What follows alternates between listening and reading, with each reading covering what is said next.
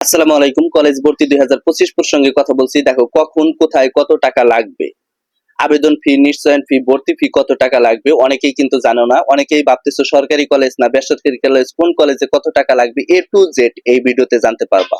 তো মূল টপিকে চলে যাওয়ার আগে একটি রিকোয়েস্ট থাকবে, যারা এখনো নতুন অবশ্যই চ্যানেলটি সাবস্ক্রাইব করে রাখো, কারণ সামনে সকল আপডেট আমার কাছ থেকে আসবে।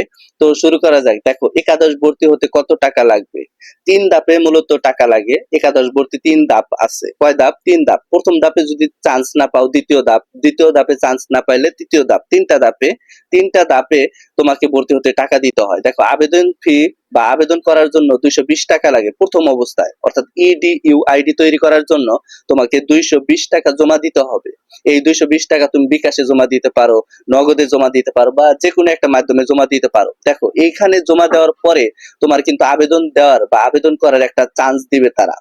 তখন তুমি 10টা বা 5টা যে কোনো কলেজে তুমি ভর্তি হওয়ার জন্য আবেদন করতে পারবা। দেখো আবেদন করার জন্য যে 220 টাকা লাগে, এই 220 টাকা 3 ধাপেই কিন্তু লাগবে। এখন প্রথম ধাপে তুমি ভর্তি হইলা না, সেক্ষেত্রে দ্বিতীয় ধাপে 220 টাকা লাগবে। দ্বিতীয় ধাপে ভর্তি হইলা না, তৃতীয় ধাপেও 220 টাকা লাগবে। এখন অনেক শিক্ষার্থী আছে চান্স পেলো না, তাদেরকেও কিন্তু 220 টাকা লাগবে। লাগবে না যে এমনটা নয়, তাদেরকেও লাগবে। তো আবেদন করার জন্য যেহেতু 220 টাকা লাগে, অবশ্যই এটা দিয়ে তোমরা আবেদন শুরু করবা। আর দ্বিতীয়ত নিশ্চয়ন ফি বাবদ 350 টাকা বা 335 টাকা লাগবে। দেখো নিশ্চয়ন ফি হচ্ছে এমন একটা প্রক্রিয়া, এটা হচ্ছে যখন তুমি আবেদনটা করলা, করার পরে যখন রেজাল্ট দিবে, প্রথম ধাপে বা দ্বিতীয় ধাপে, তৃতীয় ধাপে রেজাল্ট দিল, রেজাল্ট দেওয়ার পরে তুমি চান্স পাইলা, তখন কিন্তু নিশ্চয়ন করতে হবে যে হ্যাঁ আমি এই কলেজে ভর্তি হব। এইটা বলে তোমাকে এখানে অবশ্যই 335 টাকা জমা দিতে হবে। জমা না দিলে তোমার নিশ্চয়নটা হবে না, ওই কলেজে থেকে তুমি বাদ পড়ে গেলা, পরে অন্য ধাপে তোমাকে ভর্তি হইতে হবে। এটা কিন্তু অনেক শিক্ষার্থী খেয়াল রাখে না, যার কারণে সমস্যা হয়। অনেক শিক্ষার্থীর এরকম কিন্তু সমস্যা হয় বা হয়ে থাকে। দেখো নিশ্চয়ন ফি যে 335 টাকা জমা দিলা, তারপরে তোমাকে কলেজ বা ভর্তি ফি অবশ্যই সম্পাদন করতে হবে। ভর্তি ফি কত টাকা এটা কিন্তু অনেকেই জানে না। এখানে এমপিভুক্ত স্কুল আছে বা প্রতিষ্ঠান আছে, আর নন এমপিভুক্ত কলেজ আছে। এই ধরনের কলেজে, দুই ধরনের কলেজে ভর্তি হতে ভিন্ন ভিন্ন টাকা লাগে। ঢাকা মেট্রোপলিটন বা ঢাকার এরিয়ার মধ্যে বাংলা ভার্সন অর্থাৎ এমপিভুক্ত যে প্রতিষ্ঠানগুলোতে আছে, এখানে 5,000 টাকা লাগে। আর ইংরেজি ভার্সনেও 5,000 টাকা লাগে। আর মেট্রোপলিটন ব্যতীত অর্থাৎ ঢাকা ব্যতীত এখানে বাংলা ভার্সনে লাগবে 3,000, ইংরেজি ভার্সনেও 3,000।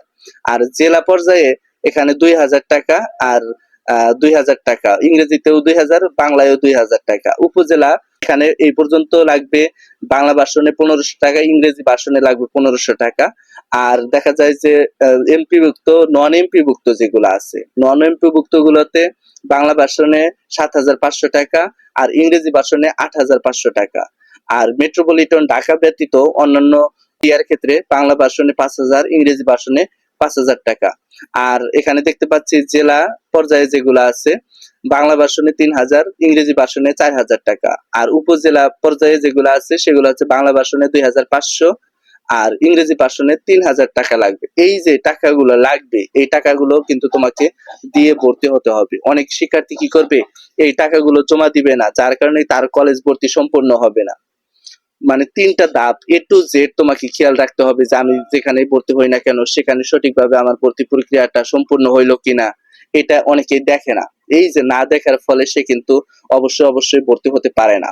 তাই 3টা ধাপ যদি তুমি সম্পূর্ণ করতে চাও, 3টা ধাপেই ভর্তি হতে গেলে অনেক টাকা লাগবে। প্রথম ধাপে যদি তুমি সবকিছু খেয়াল রেখে তুমি ওখানে ভর্তির চান্স দাও, সেক্ষেত্রে হয়তো বা প্রথম ধাপেই তোমার সম্পূর্ণ হয়ে যাবে।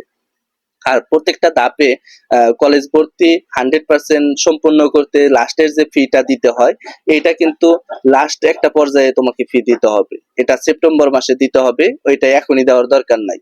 তো এই ছিল আজকের ভিডিওটা। সামনে কোন আপডেট চাও অবশ্যই কমেন্ট বক্সে জানাবা, কারণ তোমাদের কমেন্টের উপর ভিডিও আসবে। ধন্যবাদ সবাইকে। আসসালামু আলাইকুম।